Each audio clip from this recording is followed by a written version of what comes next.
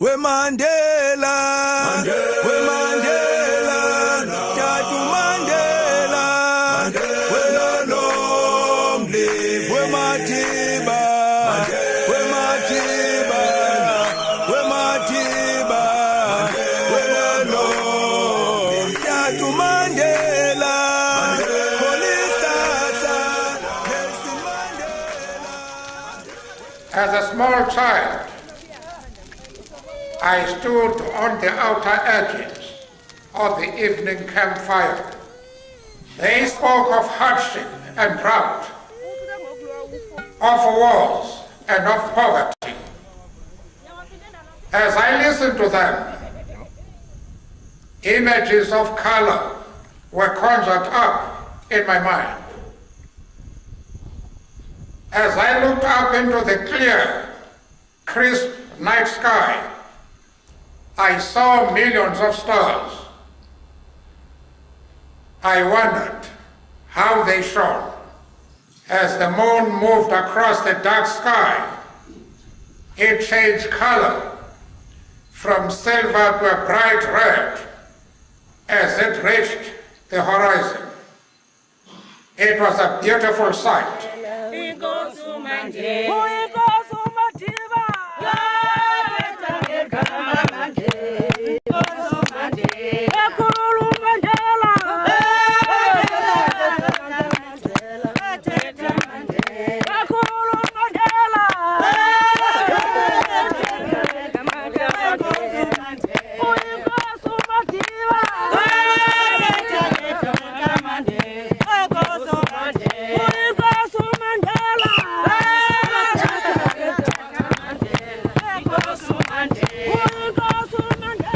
Like all Xhosa children, I hardly remember any occasion when I was ever alone at home. There were always other children with whom I shared food and blankets at night.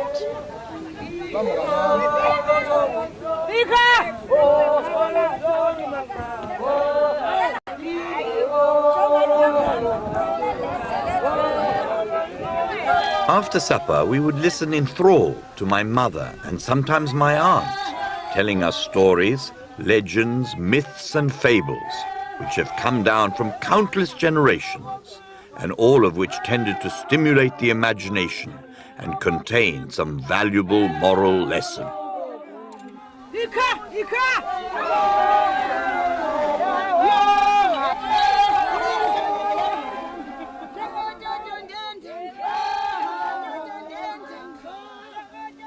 We say Nelson Mandela is the VIP, not just because the VIP is the buzzword. He's a VIP for really the right reason, deservedly.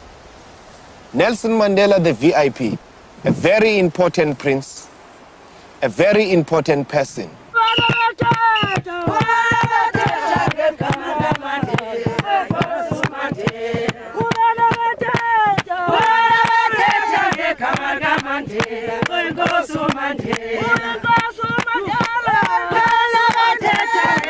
A very important philosopher, a very important president, a very important philanthropist, and a very important pensioner. That's a VIP.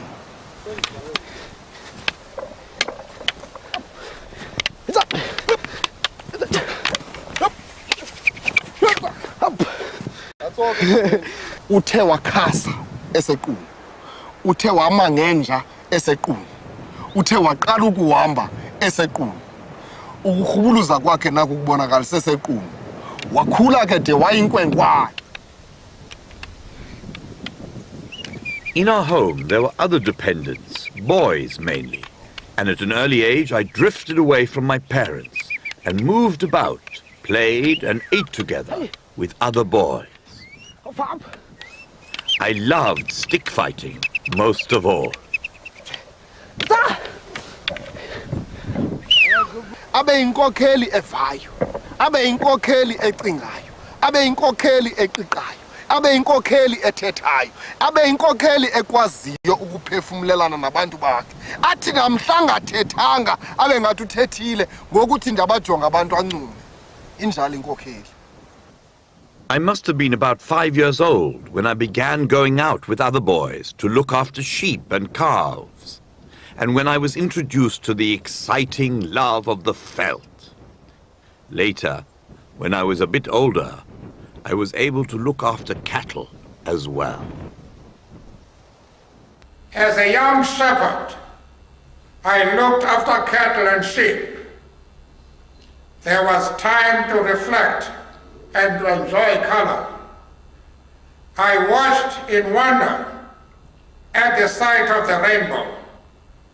I understood little of how a tiny raindrop could reflect such a beautiful range of colors.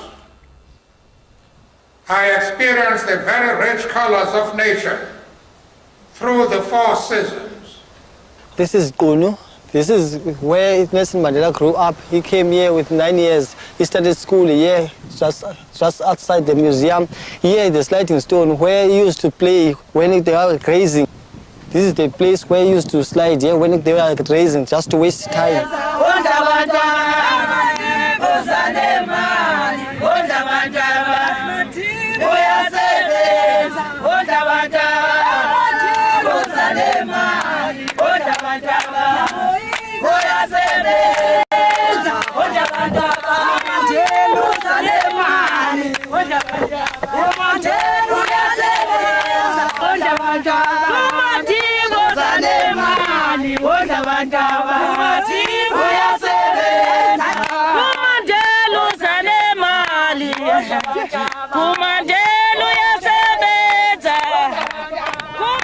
As I look back to those days, I am inclined to believe that the type of life I led at my home, my experiences in the veldt where we worked and played together in groups, introduced me at an early age to the ideas of collective effort.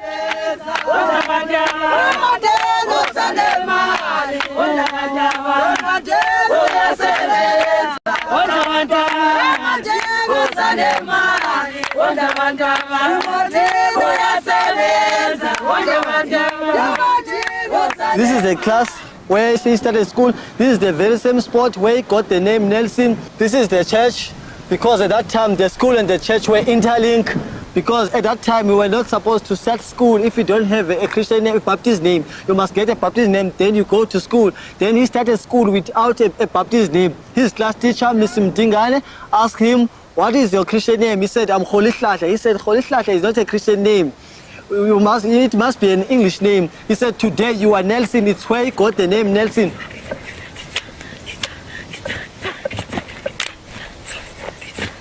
A game I enjoyed very much was what I called kweta. We would stop girls of our age group along the way and ask each one to choose the boy she loved. Finally, we used to sing and dance and fully enjoyed the perfect freedom we seemed to have far away from the old people. Mandela is born in Mvezo and came to settle in Kunu. That's where the father passed away. Then the mother had to take him to his other families that were fortunate and well established at the time. That happened to be here in Mkagezweni.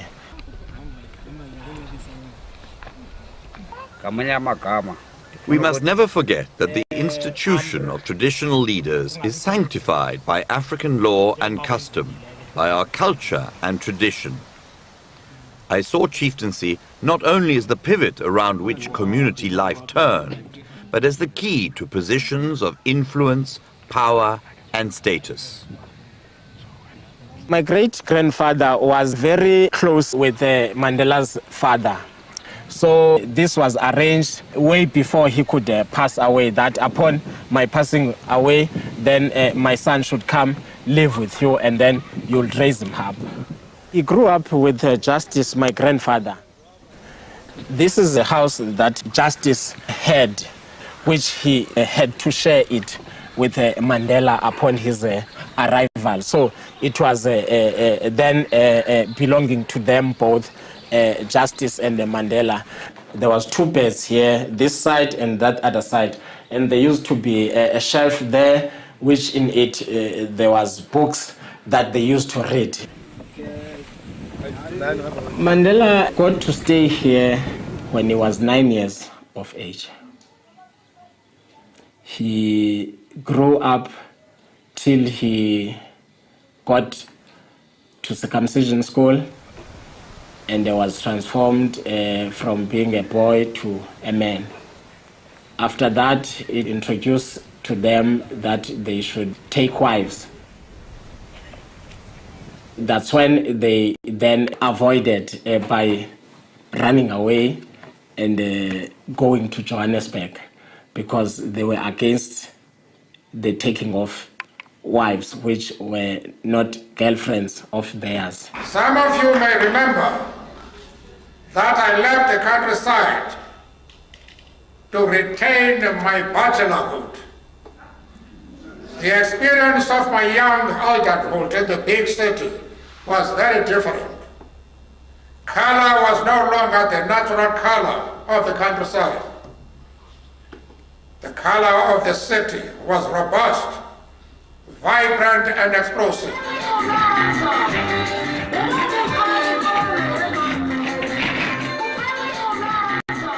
I was being groomed for the position of chieftaincy, but then ran away, you know, from a forced marriage. That changed my whole career.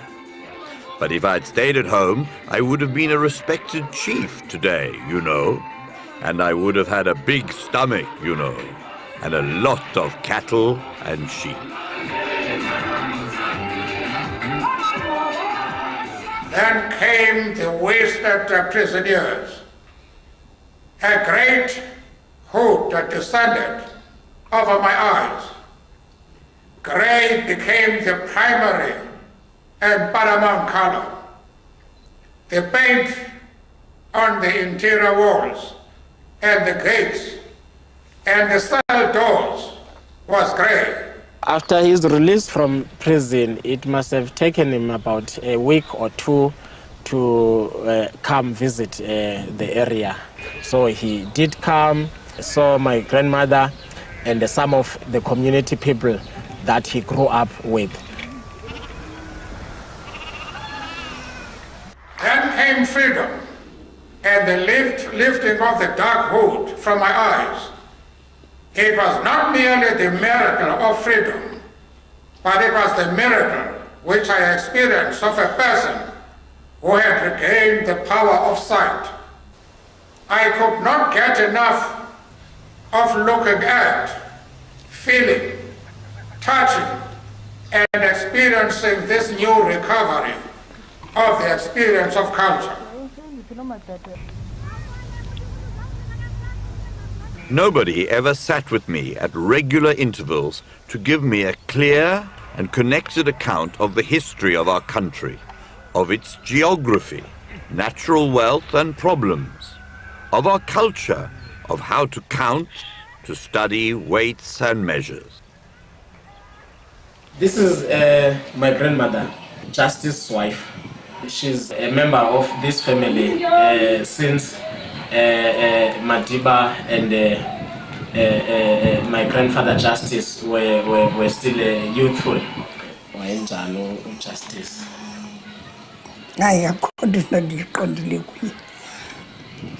Yena nto esindivuyisa kakhulu leyo ukubana ihlabathi elilonke libe liphansi kwakhe.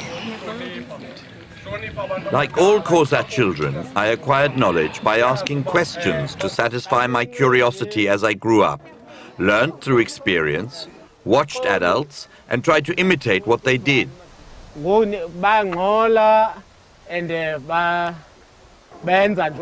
In this process, an important role is played by custom, ritual, and taboo, and I came to possess a fair amount of information in this regard. By the time Mandela was listening to the elders here, he was just on the other side of the kraal. Because Mandela was very inquisitive. That is why he was listening to, asking a lot of questions to the regent king. They were still very young to attend the elders' meeting. So during that time, boys were not allowed to sit with the elders under these trees. So that is why they were hiding themselves behind the kraal so that they can just listen to what they are saying, but were not forming part of the meeting.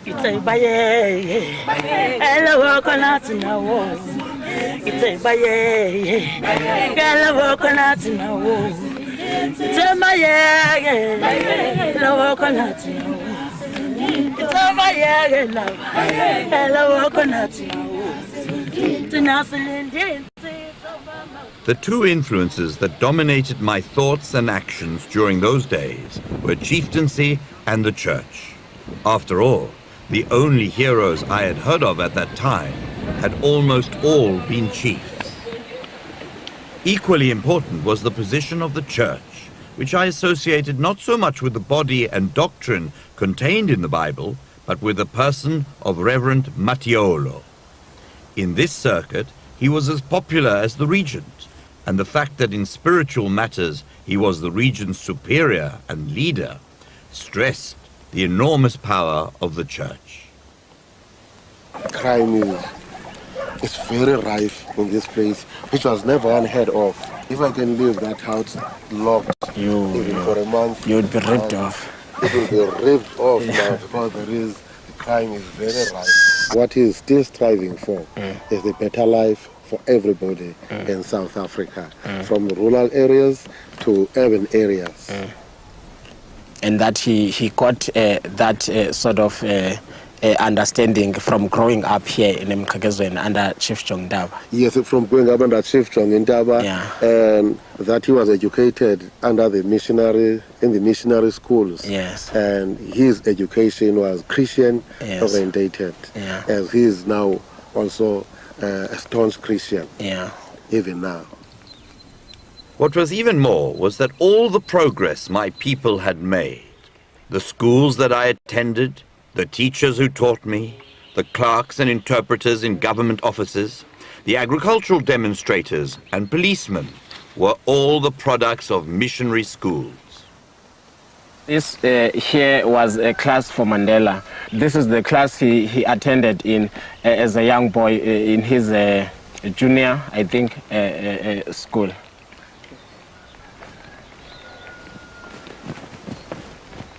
I'm now inside Nelson Mandela's classroom.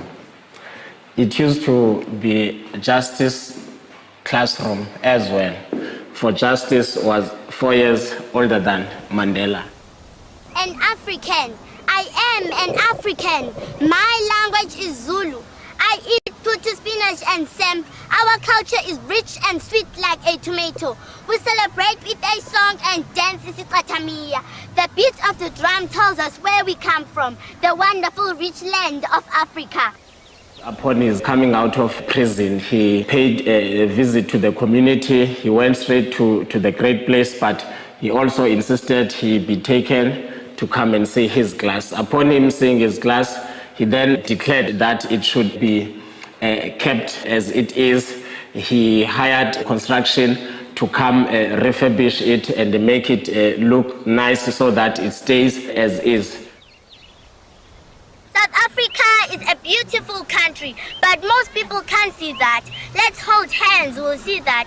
We are the beautiful flowers. We are the beautiful flowers. Flowers of Africa. Flowers of Africa. Most men, you know, are influenced by their background. I grew up in a country village until I was 23, when I then left the village for Johannesburg and learnt to absorb Western standards of living and so on. But my opinions were already formed from the countryside, and you'll therefore appreciate my enormous respect for my own culture, indigenous culture.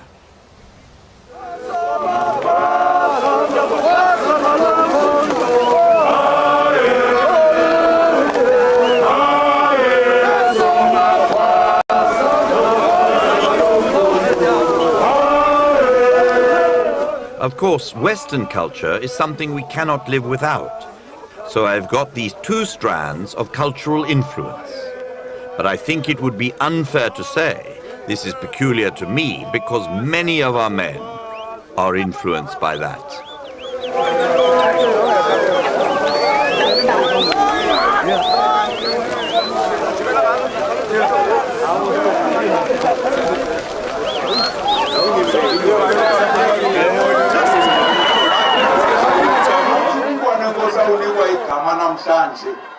kuthiwe kwaba bahamba naye mabaphakame bamkhahlele enkundleni lomhlane kwigama ukuze bonke ebomini babo bahambe befundisa.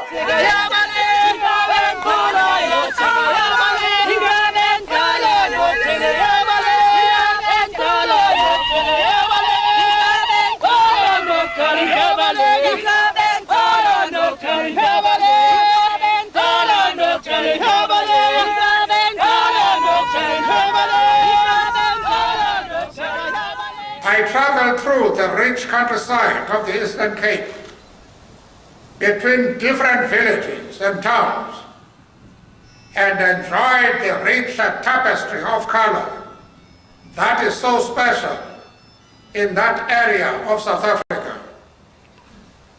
I return to it whenever I can.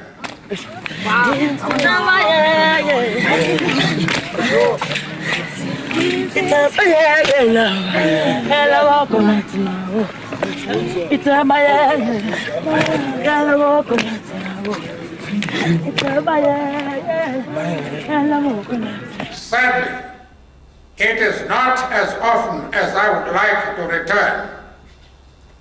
I am not being allowed to retire because they say I've been loafing for 27 years.